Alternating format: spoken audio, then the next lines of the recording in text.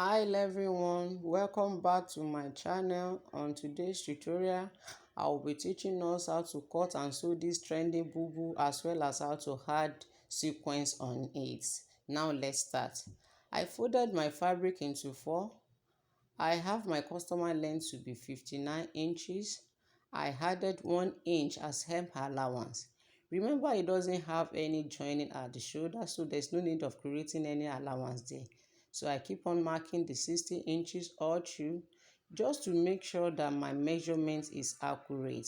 So I'm going to take my tape rule to the edge of the fabric now and measure the same 60 inches just to make sure that the measurement is accurate. So after marking all through, I'm going to connect it with my ruler. So after connecting all the lines, the next thing for me is to measure the customer sleeve from the center back. I have a sleeve from the center back to be 20 inches. 20 inches from the center back.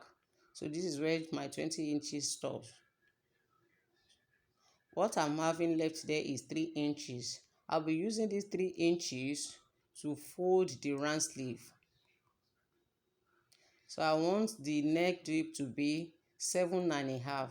If your customer is using up to 11 inches as a breast point from my shoulder, you can go ahead and use up to 8 or 9. It depends on how the customer wants you to expose her body. Then the wideness of the neck that I'm using 3.5. The reason why I'm using 3.5 for this particular customer is because she's wearing 14 as a back measurement. If the customer is using like 16 upward as a back measurement, you can use more than that. Just that I don't want it to be too wide on her neck.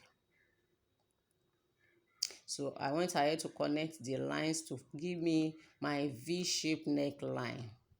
Then to get my round sleeve of that customer, I will be using 12 inches. Remember, it's a free boo, so it must be free, not be fitted. So I will be using 12 inches. Here is my 12 inches.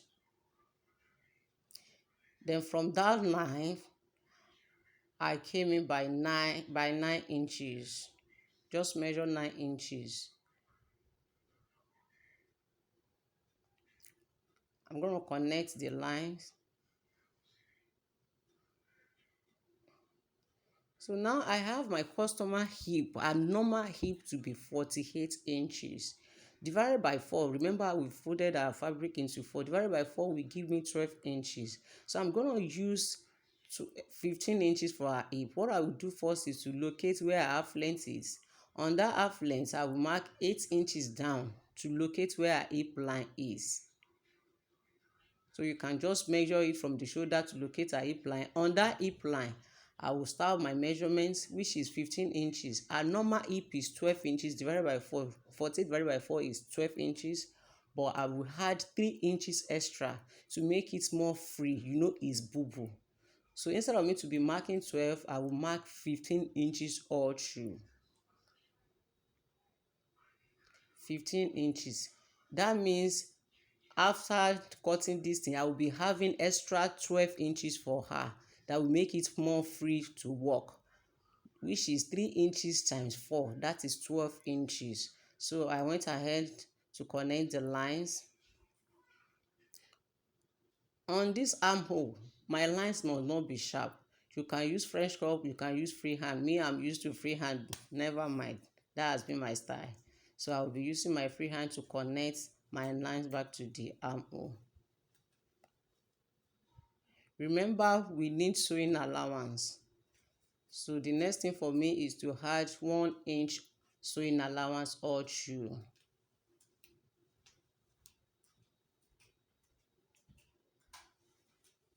So I'm marking my 1 inch now that we use as our stitching allowance.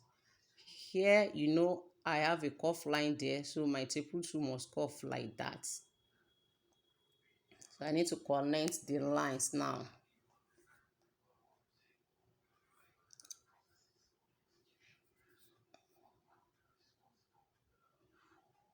So you can see me the way I am doing it. So when it goes to that almost line, I need to cuff my hand as well to bring out the same shape with our normal measurements. Now we are done with the measurements. Let's cut together now. And make sure I cut on the mark.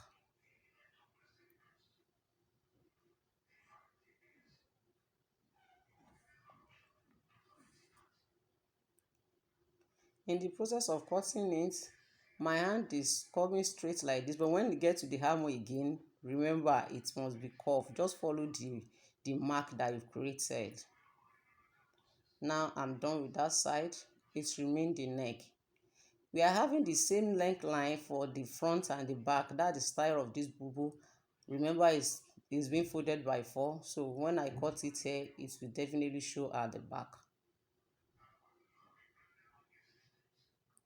Here is what I'm having. When I unfold my clothes, I'll be having it like this.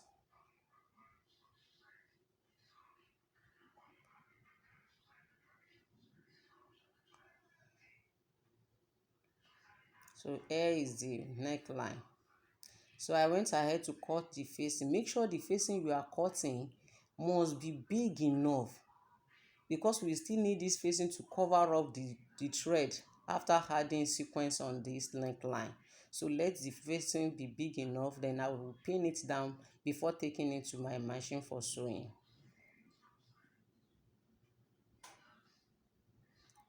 Now I've done with the facing. I've added my facing, giving it a thorough ironing. You can see it's staying the way I want. So to start with now, I will be using black sequence. The sequence is black sequence, and I'm be using broken bead. This one is different from sand bead. We call it broken bead. Then the needle that I'll be using is beading needle. You can get it where they're selling beads accessory and any tailoring shops accessory. So I've already passed my thread, I've knot it. So I'm going to pass my needle from the under where we have the facing, where the joining is. See the joining here. So I'll pass my needle to the front like this. Bring out your needle here. You can see it's coming out from the front now. And this particular sequence we are using, we call it leaf sequence. It has 2 holes.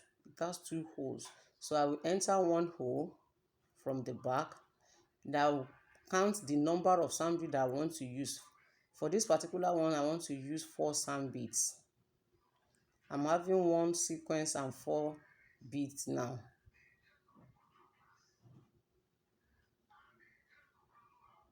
See my 4 beads. You can use sand bead, you can use broken bead. It depends on anything that you want. So I will pass my needle through the second hole to pick some of the fabric in front. I will create a little space. Can you see? Is the sand bead that will be holding the sequence.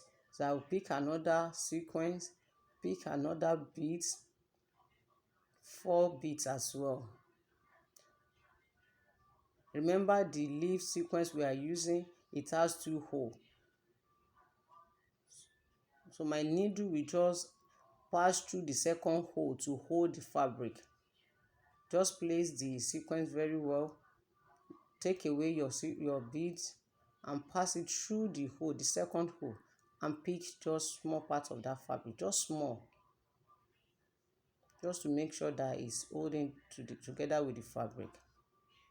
Then I'll pick another leaf sequence, first beads. If you are using 5 beads, it's okay. If you are using 3, it's okay. Just make sure that any number of beads you started is what you use all through. So I'm passing my needle through the second hole now. So just take away your beads, pass your needle through the second hole, let it pick small part of that fabric and pass it to the front like that. This is how I will continue. You can see it. Pick another leaf sequence, Then I have my 4 beads.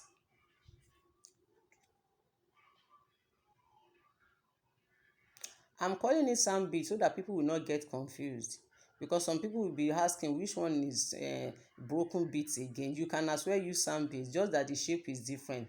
Commonly they use sandwich for this particular sequence. So that's why I'm using sandwich so that people will not get confused. When they get to the market to buy, they will know what they are looking for. So I will continue like that. I have my leaf sequence, I have my 4 sandwich. Just let it go down like that. Pass it through the second hole. Now the thread that's finished, I will pass it to the back for tying. Just knot it the way we normally knot when we are tacking button at the back. All tying must be at the back. Make sure you secure it very well. Then I'll cut off the excess thread. I'll fix another thread on my needle, so I will pass it again from the back.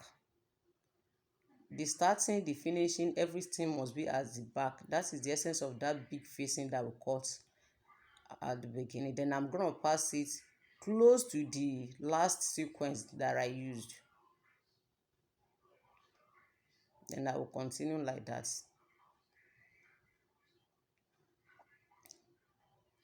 The next thing for me is to pick another leaf sequence, then count my 4 sandbed as well. So you can see I'm done. I've made 8 lines. 8 lines. If your own want to be wider than that, you can create it. So I want to create the V shape in the front. So what I will do is just to start from that end and create my V shape. It depends on how you want it to be wide.